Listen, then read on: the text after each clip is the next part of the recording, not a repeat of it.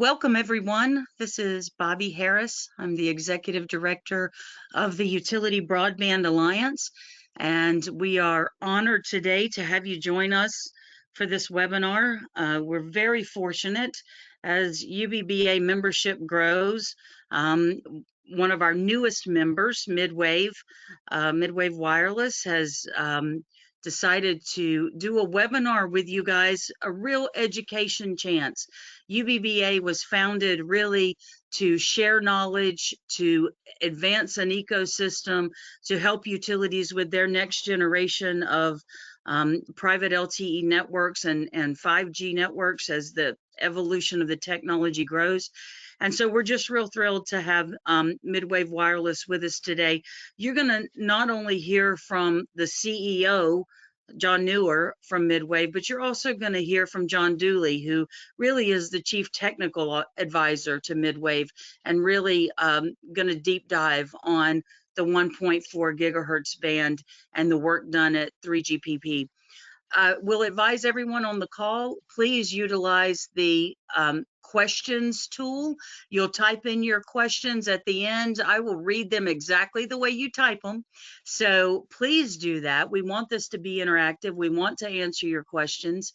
And if we don't get to all of them, if you just overwhelm us with questions, and I hope you will, we will follow up offline. We'll have the speakers follow up directly with you offline. So don't be bashful.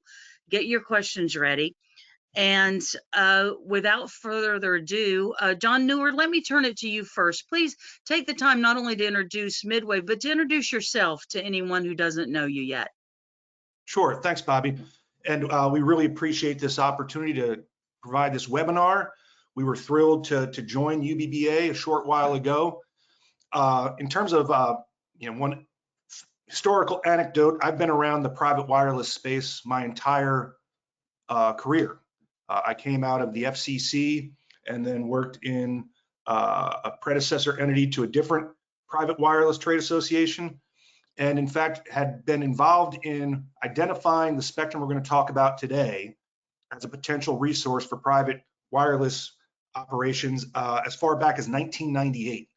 So everything sort of comes around full circle.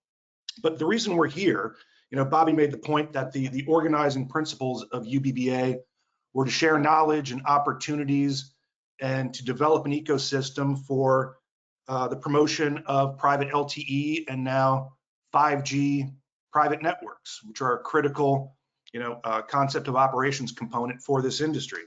So the reason we're here today and the reason we joined UBBA is because we have recently concluded better part of a 5-year regulatory, technical, and standard setting process around the spectrum resource we control, which is 8 megahertz in the 1.4 gigahertz band.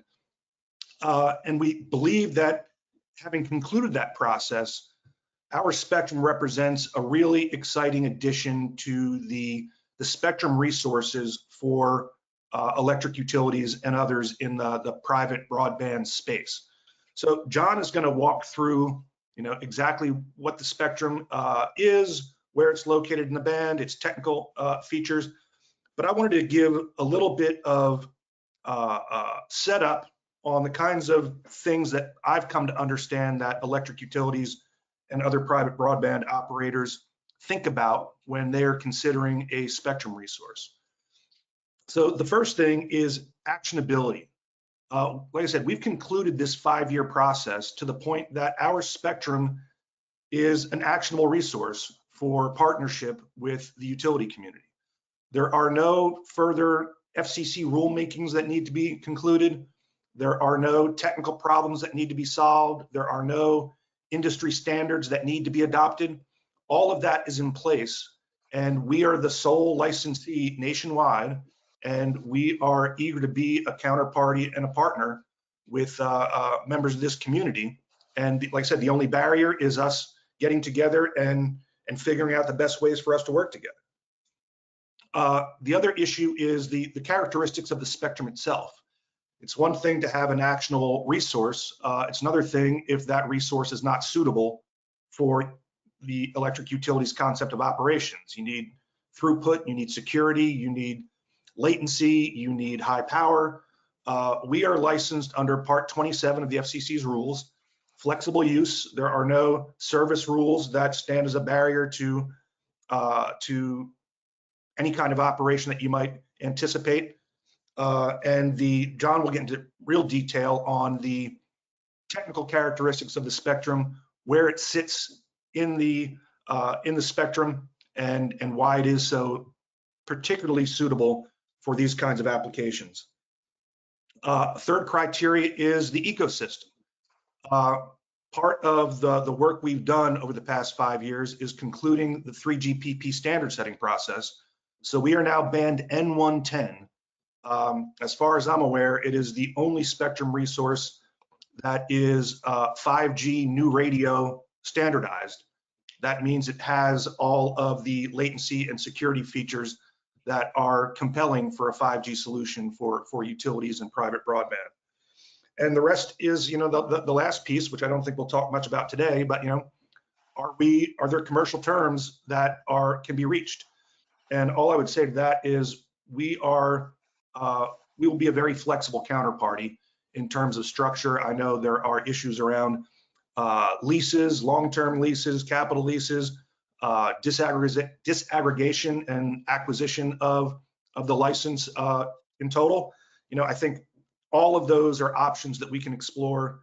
And like I said, we're going to be a very flexible counterparty, and we're interested in hearing from this community on what are the most mutually beneficial partnership terms that we can mutually come to make this spectrum the resource that we think it can be for the utility space. So with that, I will turn it over to John Dooley. John is our Chief Spectrum Advisor, and he is the godfather of all things 3GPP, and spent more time in China and other far-reach places bringing this to the place where it is now. But I will leave it to John. John, please. Oh, thank you, John. Anytime I have a captive audience, I always start with a spectrogram because I think it's a really important way to visualize what we're talking about. Whenever we talk about a spectrum resource, whether it be for a carrier or for a utility or any private network user, we're always talking in the abstract because it's an invisible resource that's very hard to make tangible. With a spectrogram, we can kind of see what the spectrum really looks like from your radio's perspective. And so this window we're seeing here is really the entire range of readily propagating spectrum in the commercial inventory today, from 600 megahertz all the way up to 2700 megahertz. So all of the major wide area 3GPP bands, all of the bespoke protocols, public safety services, government services, it's all in this window. And you can see that, it speaks to the physical characteristics of spectrum, that there are parts of the spectrum that are much more polluted than others. And there are some that are conspicuously clean. And that has real implications that we'll talk about. But I think it's so important that we look at the kind of physical substance of any spectrum band as we start in conversation of it. In my view, when we think about spectrum, there are three major criteria. Two of them are natural or physical criteria, and one is a man-made criteria. Let me start with the first one. The noise floor of spectrum. When we treat spectrum equally, just volumetrically, we miss what are the basic characteristics. The kind of tired land use analogy of spectrum, where you say, spectrum's like a land asset. I think that's pretty apt, and I would extend the analogy to say we should look at spectrum like soil. Some soil is very fertile, some is very polluted. Whenever we're talking about a private network application, we're really talking about applications that cannot exist or should not exist in a normal carrier spectrum space, meaning you have a function or a requirement that Verizon or AT&T or T-Mobile, they can't service on their spectrum that has the shared contention of other users. You need a guaranteed resource that you control with guaranteed physical characteristics. And for a utility operator, I think that's especially important.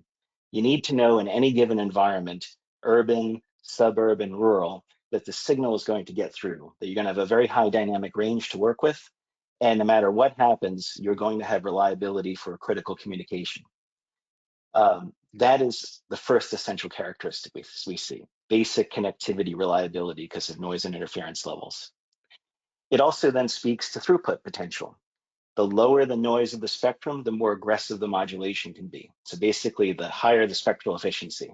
Less noise and interference means more throughput per unit megahertz. And so a band, even of somewhat modest size, can do an extraordinary amount of work for a utility operator when it's clean.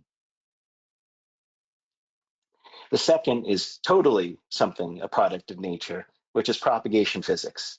Low frequencies, we all know, propagate more readily. A long wavelength has less energy in the wavefront, less likely to interact with matter. And that could be your body, it could be a building material, it could be the atmosphere. And so at low frequencies, we permeate the environment very readily. At high frequencies, now it's more likely that the signal is going to encounter matter and just turn into heat before it gets to the receiver. It doesn't mean that high frequency is bad and low frequency is good. It's a mixture. You want a spectrum that is readily propagating, but can still be reused. You don't want it too readily propagating.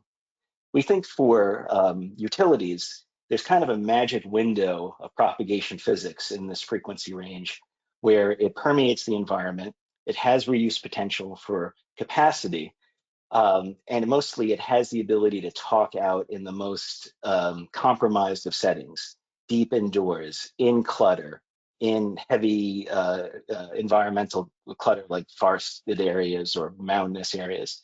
You want, for utilities, a mixture of things that allow it to work well in cities, but also allow it to work well in the desert.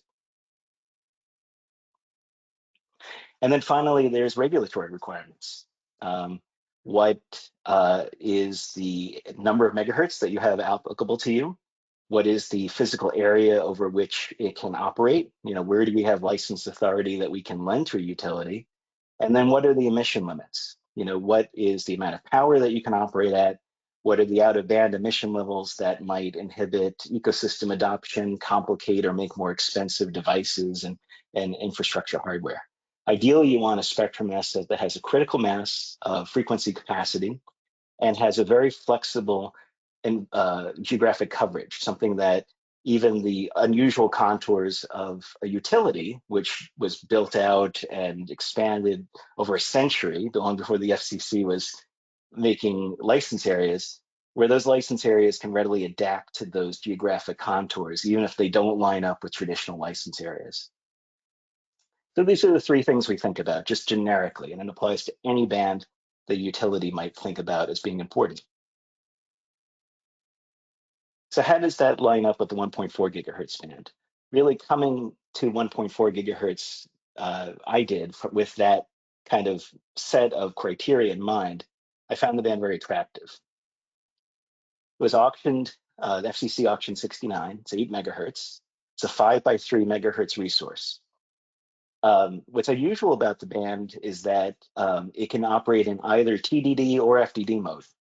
And so it's unusual that there is no distinction between the uplink and downlink band segments.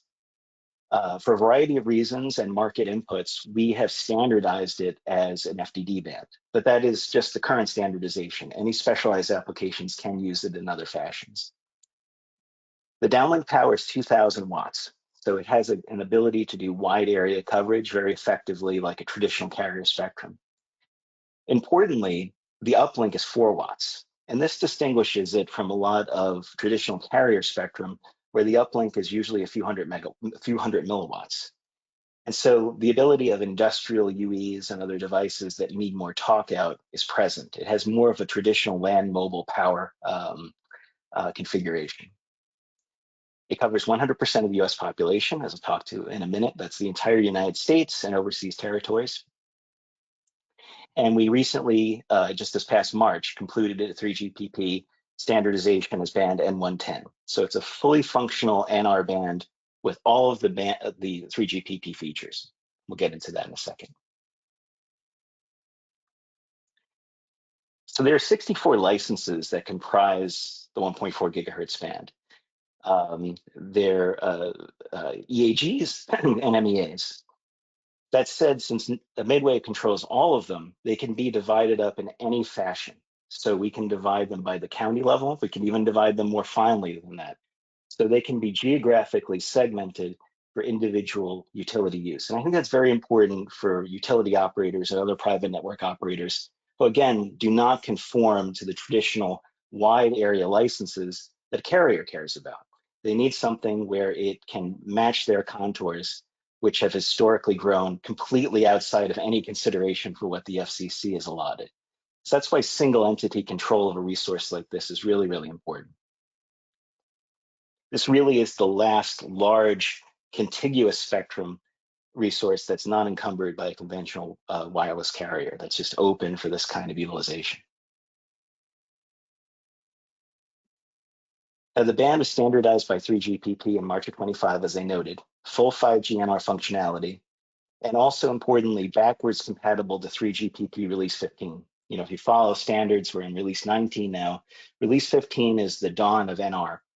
And so 5G new radio chips, the earliest ones, are also backward compatible for integration of this band. And that means early chips of higher simplicity and lower cost, can be integrated into the spectrum.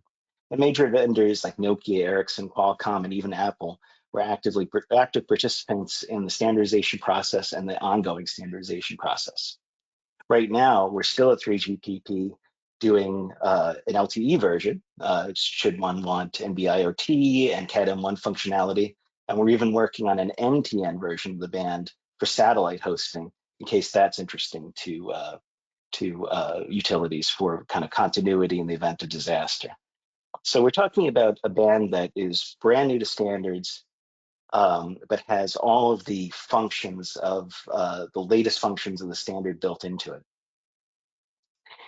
What's nice about this band as well, and this is probably a much more detailed offline discussion, is there are no specific emissions rules. It's a standard negative 13 dBm 3GPP emissions setup. And that means that existing radio architectures don't need any new components, no new filters, no new special amplifiers. And so many of the vendors have looked at this band and said, you know, we can take existing equipment, similar equipment to band N25 and other bands that are in the central part of what we call FR1, retune them for 1.4 gigahertz and get them out into the market. And so it's a shorter time to market than a lot of other new bands that we've seen for carriers in recent years, because it's already compatible with the existing RF front end and chipset architectures.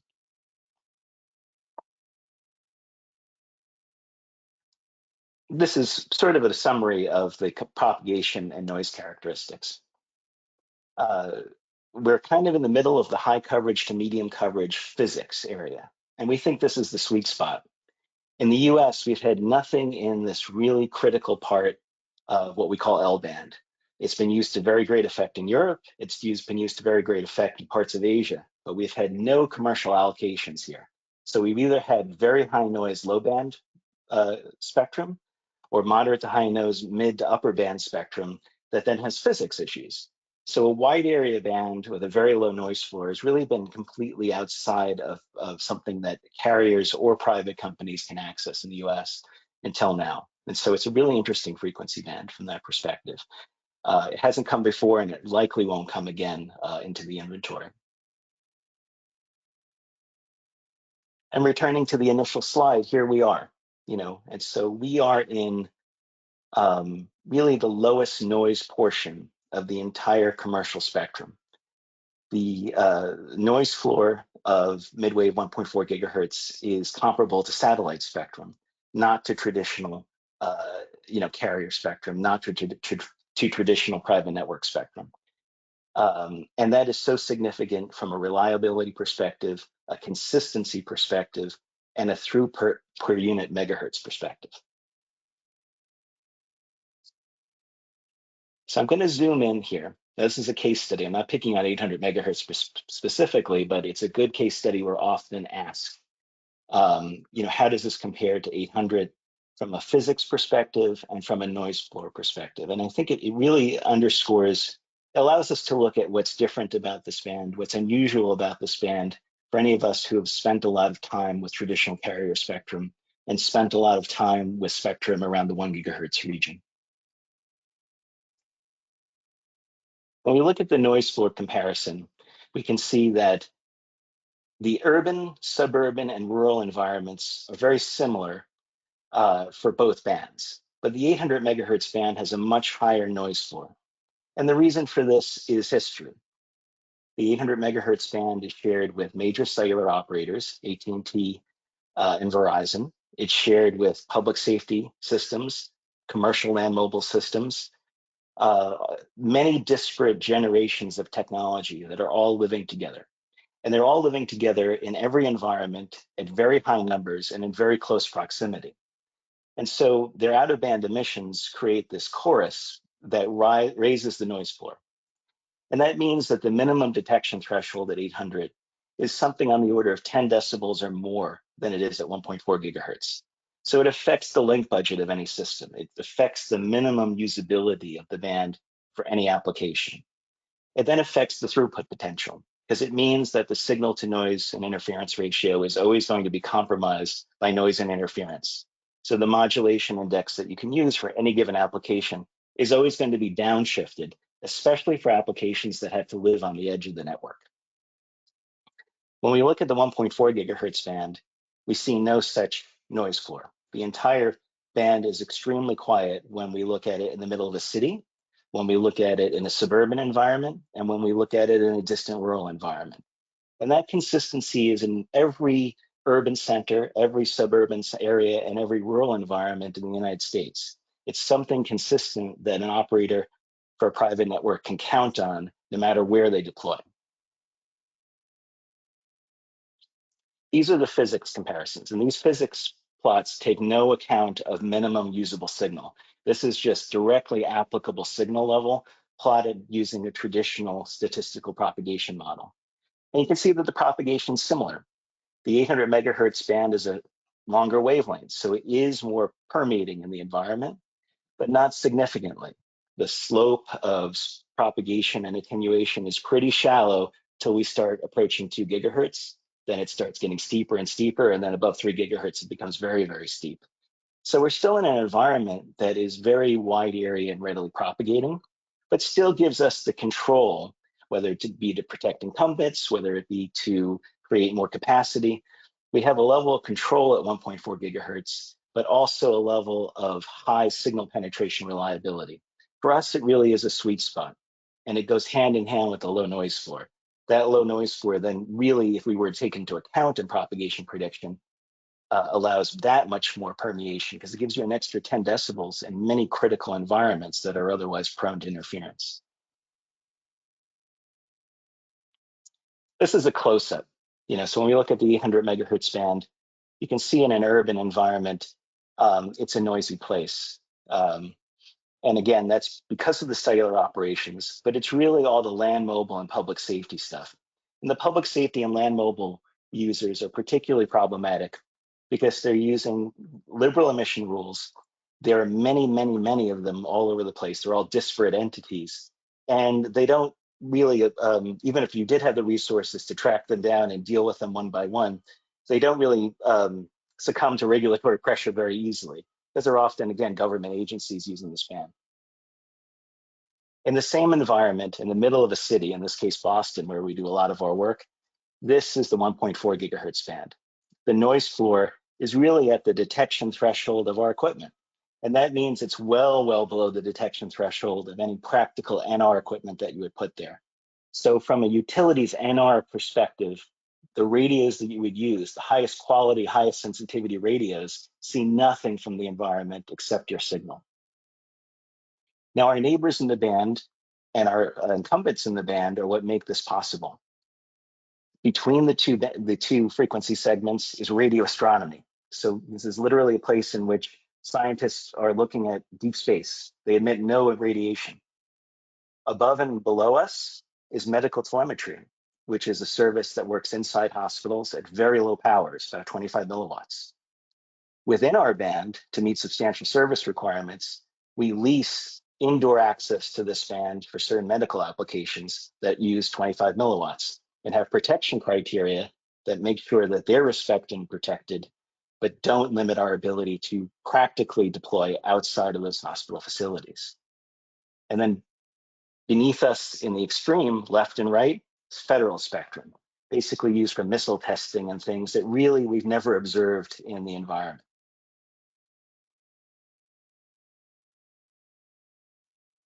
This is the same instance in suburban. Again, 800 looks more or less similar, a little quieter, but still the noise floor issues remain. Suburban at 1.4, again, you're really seeing equipment noise at this level more than you're seeing any environmental noise. And then finally, rural. And so what we're looking at here with 1.4 gigahertz is, again, a resource that has been so well curated, has been so protected from development over the past 20 years because of its regulatory and commercial history, that it's a completely clean resource that we can apply critical communications to from day one without having any legacy overhang of noisy neighbors, commercial operations that are high powered, or other impediments that would get in the way of the kind of utility functions that we want. So I have some more slides to share that I think are potentially interesting to take even deeper dives into this. But that's the general description of what we're dealing with here. And I thought maybe, Bobby, this is a good time that I would see if there are any questions from the audience that might be relevant here that I can address in greater detail and see maybe what I might have missed in this brief overview. Thank you, John. I was taking a lot of notes. It was a really good overview, and I appreciate you going in to explain it with graphics I had never seen before. So I truly appreciate that. I want to encourage everyone on the phone, please type in your questions so that we can ask them specifically for you. We do have one, and I want to read it direct. So let me actually make sure I can see it all in my view.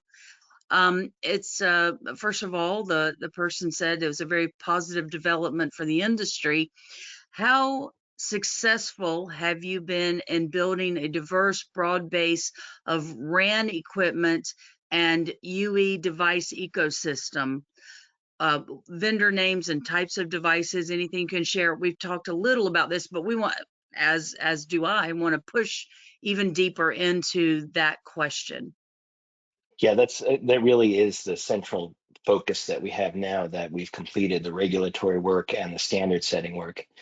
You know, as I mentioned, we just completed the 3GPP standard in March, and we're finalizing all the little details like UE conformance testing and all the guts that the chipset folks and the RAN vendors need to push equipment out.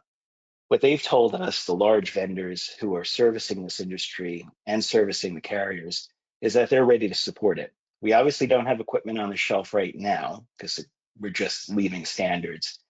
But the important factor here is that the equipment that already exists that's supporting other portions of L-band, both in the United States and internationally, doesn't require hardware modification to be used here. So what we're really talking about is a large commercial carrier ecosystem, both on the infrastructure, high power end, and on the UE end, that can be readily converted and recertified for this band.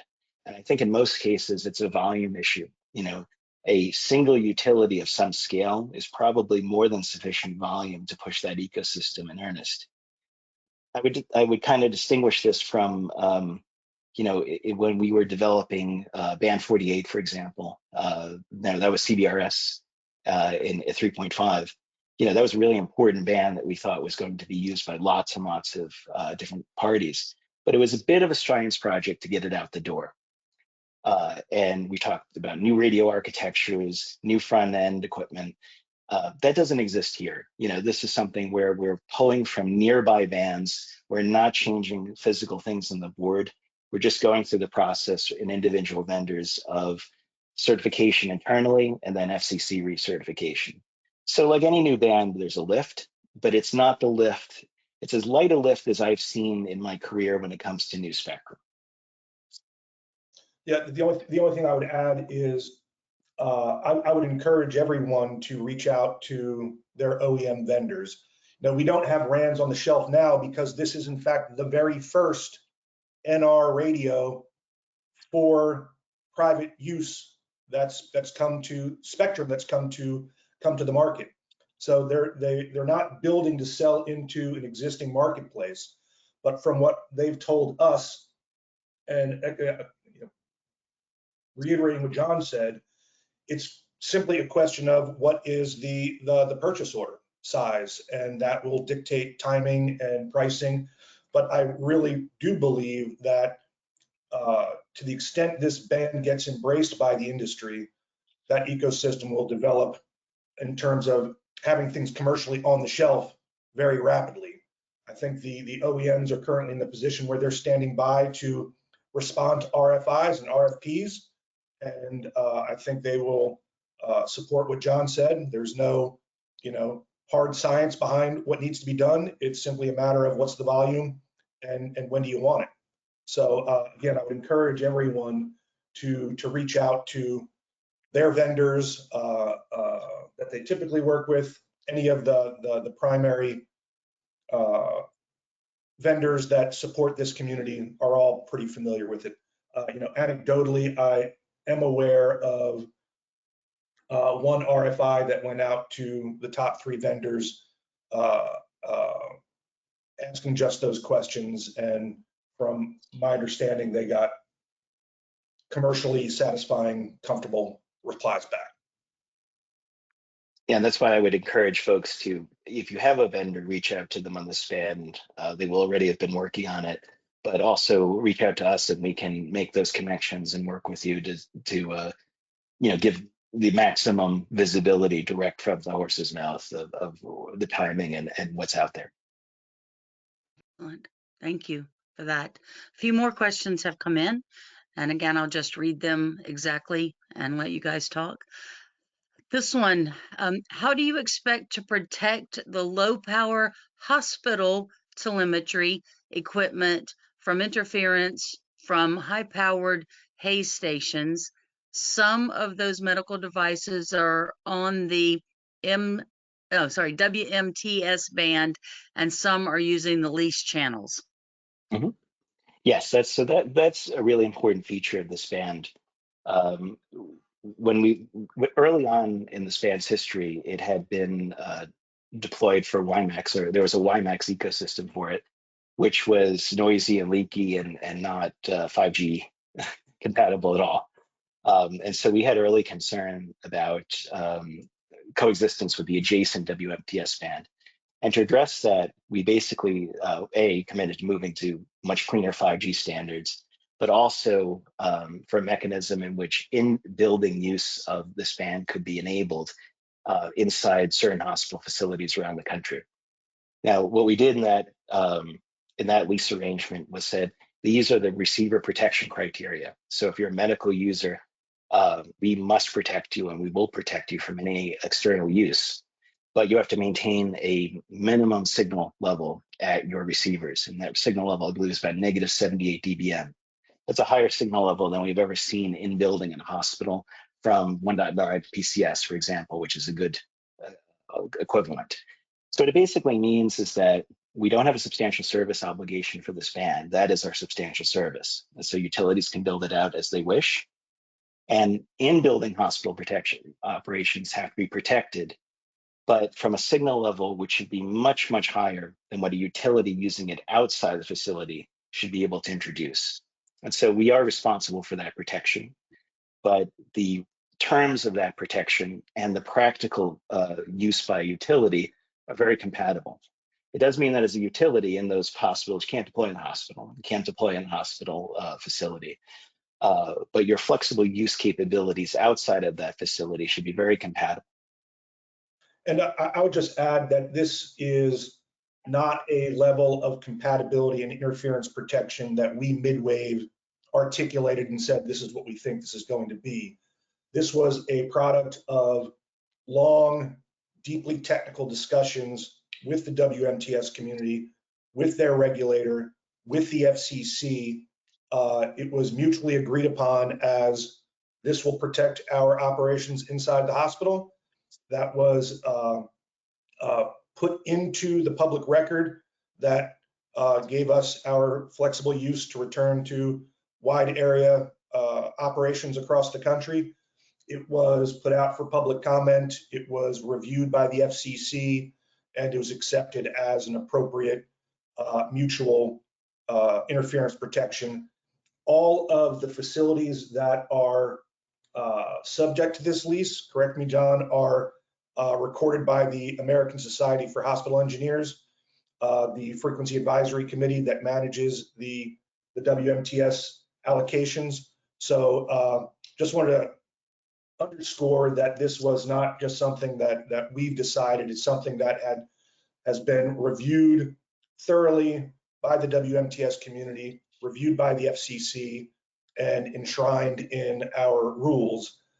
And we'd be happy to, if there are engineers or others who really want to dig down and look at sort of, the spectrograms and the details of, what a potential deployment would look like and what the real world implications of the restrictions would be. I'd encourage you to reach out to us and to John, and we could do a full webinar just on that with the technical engineers types. Yeah, and thank you for that. A couple follow-up questions coming in really quickly. One, and I was curious about it too, what does the acronym WMTS stand for? That's a wireless medical telemetry service. It's part 24, John. It is 95. Part 95, Part I'm sorry.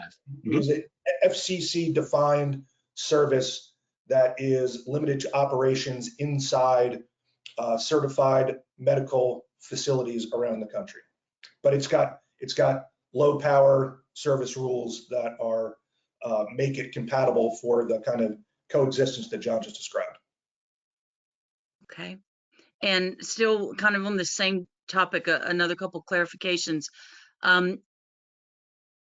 Make sure I get this right when I'm reading it. Is the spectrum subject to restrictions or a back off sort of ban around hospitals so that there's not penetration into the buildings? I think that's what both of those are asking at the same time. So you can have penetration into the buildings. You just have to be below this detection threshold that was defined in our agreement. And we can take a very deep dive offline with interested parties. But the indoor application operates at very low power, less than 25 milliwatts. And it operates not quite in a near field, but in a very short duration, short distance operation. And so the rules that we've put in place for that mandate that service, to get interference protection, have a minimum signal level for detection and use frequency hopping and other interference avoidance mechanisms. And so anything we would be doing for most applications for utilities that would be outside of the hospital facility wouldn't penetrate significant enough signal to trigger that mechanism. And so you have to just design around those requirements. It means you can't deploy in the hospital, and you can't be putting signal level in the hospital that is above that threshold in the upper negative 70s dBn. So, John, would it be accurate and fair to say that if you look at any typical concept of operation for a wide area network, canopy layer, whether it be a carrier or a utility looking to create a wide area network using this spectrum with typical frequency reuse characteristics, you're not going to produce the level of power inside the hospital that would trigger this agreement? That was our experience from the study. We had used 1.9 and 2.1 PCS and AWS systems as an analog. Obviously, systems that had not been deployed in the hospital, so DAS systems, small cell systems in hospitals, are not possible because of this construct. But general external systems that have far more sites than any utility operator would have because they're shared across the 3 carriers. So they're more pervasive. And so we use them as our minimums to say, do they inject incidentally enough power to trigger this mechanism on any routine basis? And they didn't. And so it's a fairly good, idea of, I would also encourage, and we can provide the details that you could include in any discussion with a vendor. But like I said, offline, we can work through. If you go to a vendor and say, I've got this restriction on power level penetration into hospitals, how do you, as a vendor or as a network design engineer, what kind of limitations do you think that this represents? And we're confident that it's a very manageable, not a material geographic restriction on outside canopy layer deployment. Okay. Another question came in. Are you, since, I mean, we're talking about electric utilities here, are you also positioning this spectrum just for utilities or for other verticals as well? You know, I think we are, we joined UBBA and we are focused on this vertical because of the complementary nature of it. And frankly, because of a fair amount of inbound inquiries that we've had, but we have not established a limitation saying that this will only be available for utilities, electric or otherwise. But I think as this, to the extent the market demand is there, I think it will become more of a natural default. But we certainly, to the extent we entered into agreements and partnerships with an entity, we could provide that any other verticals that we would engage with would be subject to the protection of the license or the lease that we've entered into with utility. So we don't anticipate bringing in incompatible additional users. Excellent. Okay. And so let's talk about this question because I'm hearing a lot of this too. But so you were talking about the standardization work at 3GPP and that going on. It says rather than focus on narrowband IoT, why not drive standardization to support RedCap? So maybe elaborate a little bit on those two nuances. Yeah, that we are doing that. And Okay. RedCap's been a big focus because, you know, the utility space is specifically is not unlike a lot of other private network spaces. It's varied. And that is, and RedCap is actually something the medical telemetry community wanted us to do too, because eventually they want to use these standards. And so part of our commitment to them started by working on RedCap, and then it's expanded to industrial users who, said, we need cheaper chipsets. We have applications that need NR capability, but don't need all of the NR capability. That need kind of a volume, millions and millions of devices. And we don't need a general purpose high performance commercial chipset like you'd put in a smartphone. And so that's been part of the standards work as well. And that's all ongoing and will be concluded in the next quarter or two. So yeah, long story short, that's something that the industry will have available to it pretty early on, and utilization was banned. Yeah, I think as a general matter, John, it's correct to say that we don't view that any of those 3GPP standard setting developments as either or, but all of the above for this band. Yeah. Excellent. Excellent. Switching gears a little bit, someone asked, clearly they've been looking into you guys.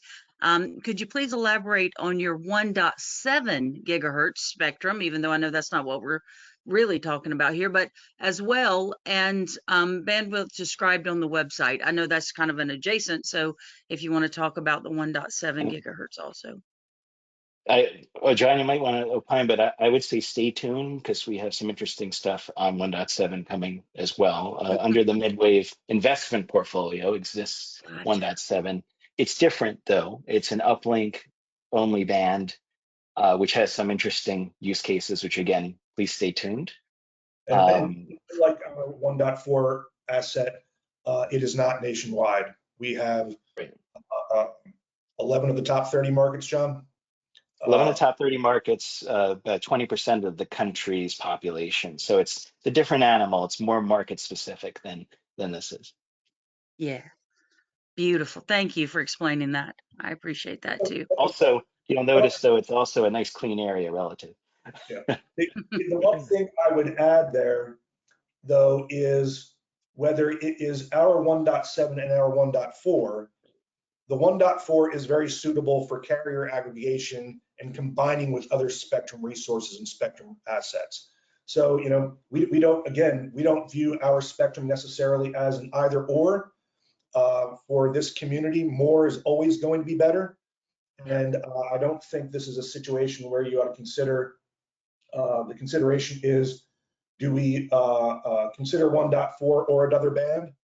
I think this ought to be plugged in the overall evaluation of all the resources that are out there. I said, I think we are probably the closest duck in terms of availability and actionability. But to the extent you're looking downrange and are thinking, okay, if I have the 1.4, what happens if 800 becomes available in 3 years' time, or another band comes forward in 3, 4, 5 years' time? It's going to be a very readily available asset that we can combine with other spectrum assets. Is that fair, John? Yes, and for those who watch through GPP closely, what I can share is you'll see in the next quarter or so some really interesting band carrier aggregation pairings with band M110, and that suggests what the industry is thinking that this can be used for, what the options will be for users in the utility and other spaces. So Absolutely. And something carrier aggregation and band aggregation is something we've been talking about at UVBA for a long time, on meeting the needs of the utilities wherever they are. And so I think you will see more of that come out of UVBA also. Um, not sure you have this standing ready, but you may have it in your other slides. What's the typical base station propagation radius of the 1.4 gigahertz, if you have it? So let me show you just as an example. I mean, that's a tough question.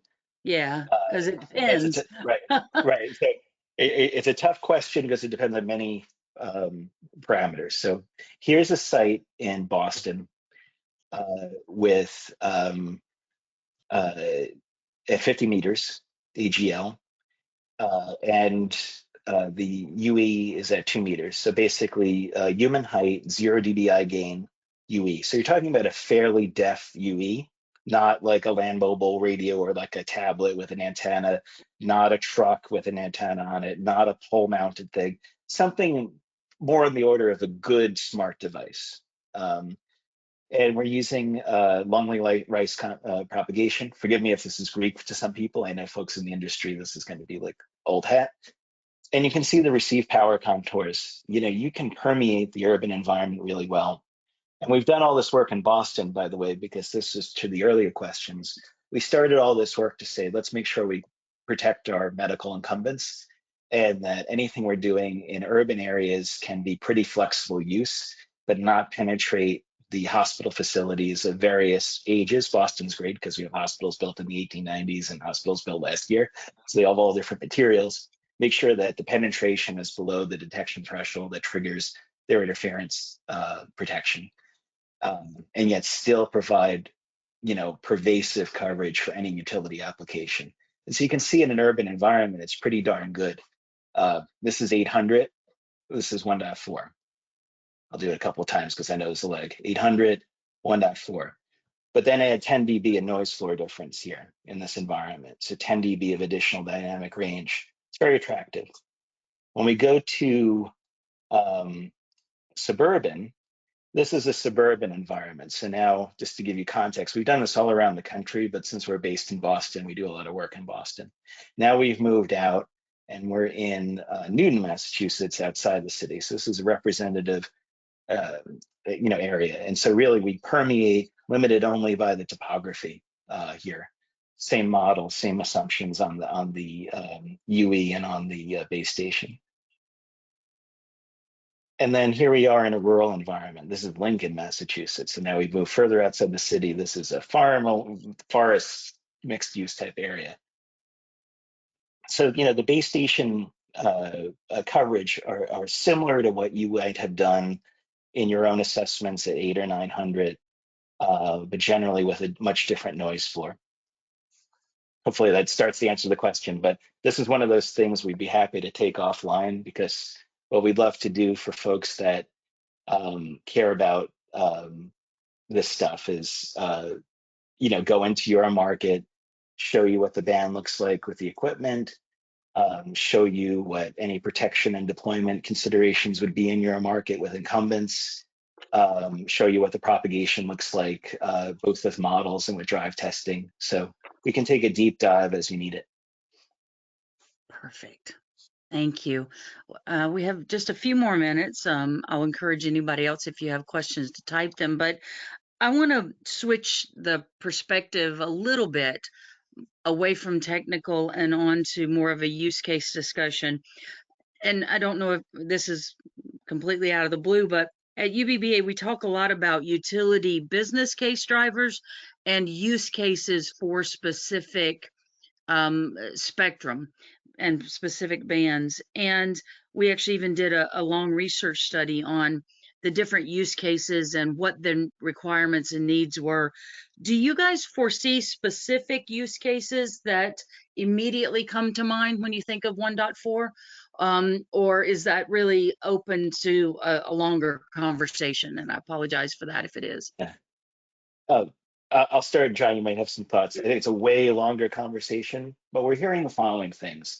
The utilities have certain mandates to provide grid connectivity and control on spectrum that they control. The experience with carriers has not been good because at the end of the day, they're just another customer. At the end of the day, even with slicing, you're sharing the same physical resource as a bunch of kids playing a video game. We can't do that going forward. And so there's a basic grid control mechanism. There's a basic fleet connectivity and personnel connectivity mechanism. There's a broad diversity of new IoT data collection use cases we're hearing about. I think mostly what it is, and when we look at spectrum, it's about a whole bunch of new connectivity options that we're only just starting to imagine.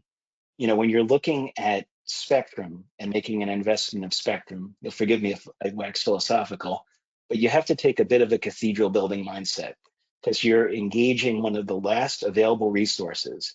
You're not going to have access to this type of thing in 10 years or in 20 years. And you have to think about the future and say, what are the people that are going to inherit these networks and these utility grid constructions going to have as raw material? And that's why we look at anything. We can say all the applications we care about today. We can do all the work that we're doing in standards and ecosystems to address them. But we really have to look at all the needs for the future. And the basic unifying characteristic of future needs is stable, good propagation, low noise, flexible regulatory treatment. You check all those boxes, you're good tomorrow, and you're also good 20 years from now.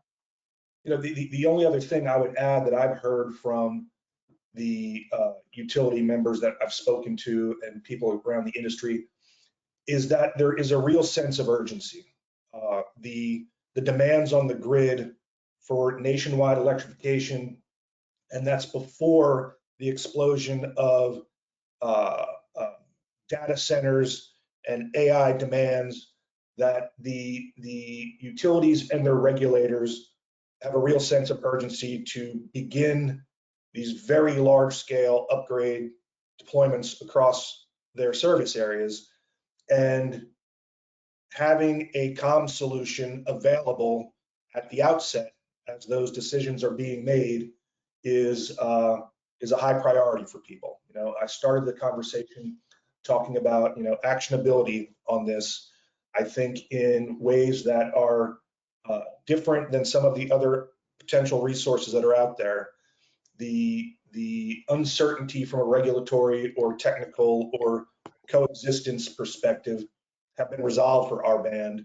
And I think some of those other things are going to require that they're not as resolved for other options. So to the extent there's a sense of urgency, we are a resource that can be plugged into plans immediately.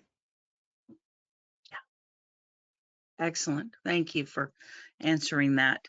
Certainly.